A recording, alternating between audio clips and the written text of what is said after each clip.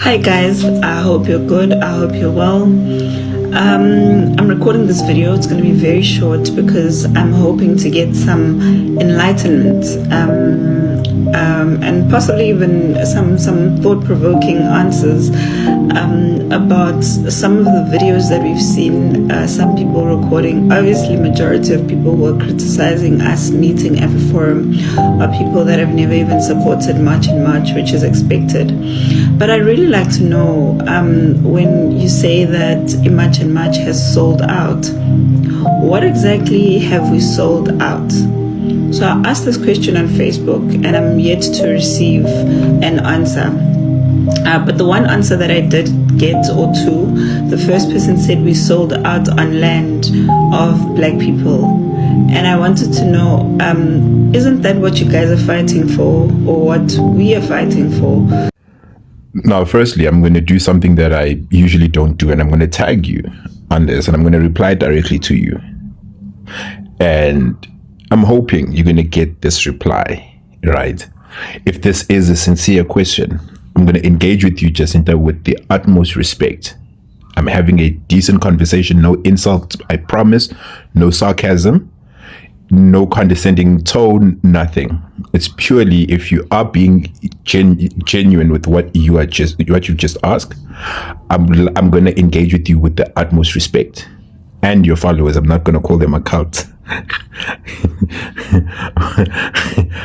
All insults and derogatory terms are suspended on this post.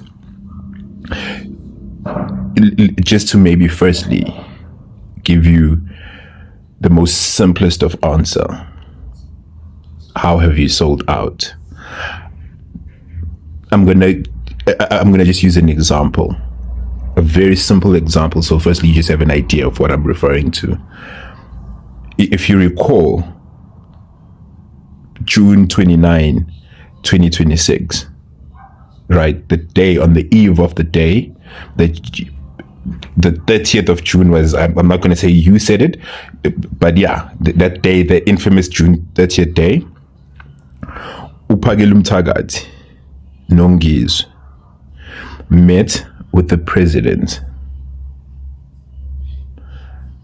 I have not seen you walking side by side with them ever since. Nongiz has since been suspended or expelled from March and March, or any engagement with March and March. That, if you understand, that is a definition of selling out. They sold you out. That's the definition. So when you are in one side of a war and you have the leaders engaging with the enemy camp, that is a sellout. The only time when you're at war as a general. Now, I'm going to put you as the general of March and March because that's the position that you've centered yourself in. You are the leader, and I will give you. You have a huge following, and I respect your ability to mobilize. Nobody can ever deny that. You have a very brilliant way of mobilizing, right? I'll respect you for that. The same way that you felt when Upagelu Mthagathi Nongizwe was seen having engaged with the president. It's the same way we feel when you go to the Afri Forum and you engage with them. Now, let's understand, why do we say they are the enemy camp?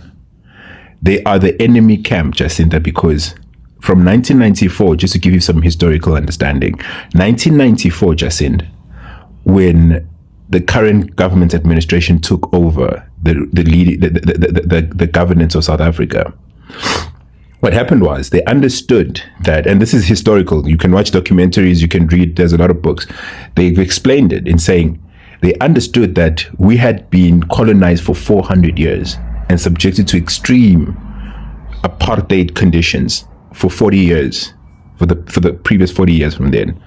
We were subjected to a standard where we were stripped of our resources, we were stripped of our humanity, and we had Bantu education that was imposed on us.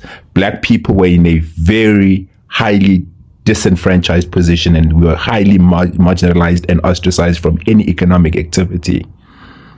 So Now, it's like, to give you an example, if somebody steals my grandfather's car, and I wasn't born at the time. They steal my grandfather's car.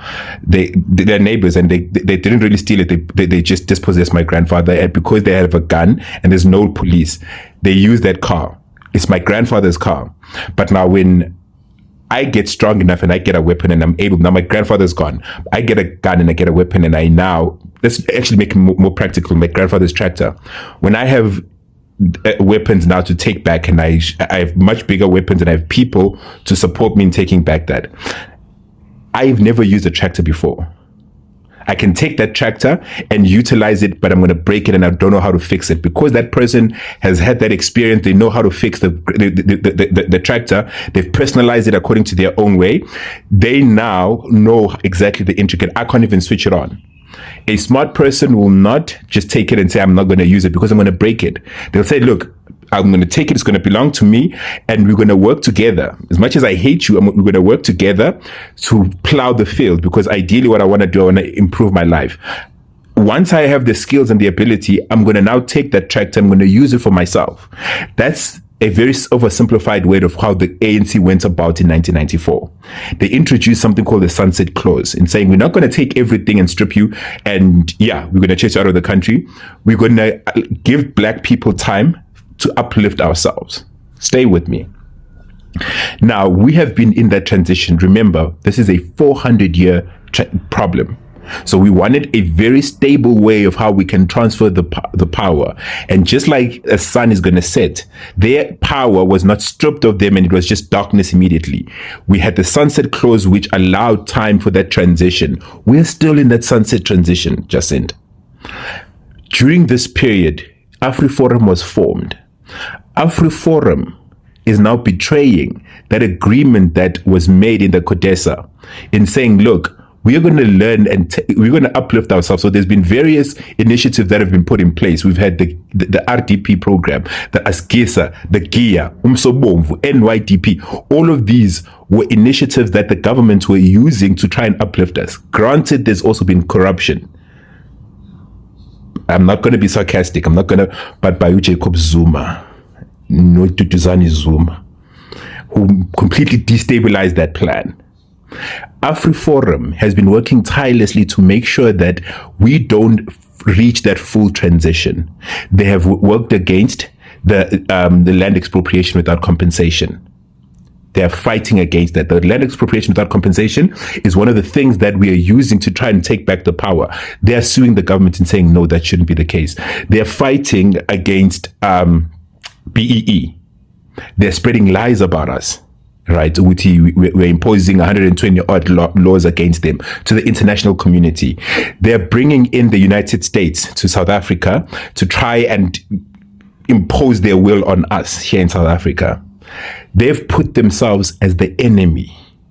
This coming September, Jacinta, it's not something in the past. This coming September, they're collaborating with America to bring them into South Africa to destabilize our country, by virtue of us also being on BRICS and also taking Israel to the ICJ. They're collaborating with some of the forces that we took to the ICJ to destabilize. They're collaborating with Phil Craig to take away the Western Cape with us.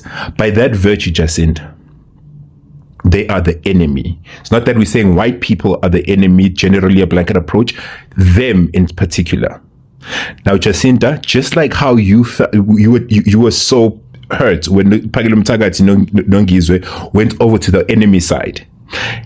We are hurt because you are saying to us now, we need advice from the very same people on how we can break the chains. Imagine we're in the middle of a war and you are going to them and you're saying, how do we fight black people? You understand? And let me move the black people, because again, I want to make this as clean as possible. You want advice from them on how to fight whoever it is that you're going to be fighting. That is a sellout position. That is a sellout position, Jacinta. These are things that a leader is. These are things that you're supposed to have already been factored in before you embarked on this journey.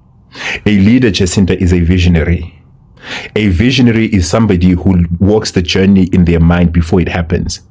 They walk the journey 1,000 different times. They call that risk mitigation. You look at various other risks, different ways. If this happens, I'm going to try it this way. By you saying on your previous video that you don't know if you're doing the right thing or the wrong thing, by saying that, how is this a sellout? It means this is not something you're fully familiar with. And that's what causes the panic and heart palpitations on our side, because we're like, this person is leading people. If these are things you haven't factored in, Jacinta, it is a crisis, Iswam. It's a crisis, a crisis, a crisis. I urge you to please consider you are dealing with human lives. To not have this knowledge at this point in the game, you are setting your supporters up for the most horrible of endings. I'm pleading, maybe please just consider this, and even your followers as well.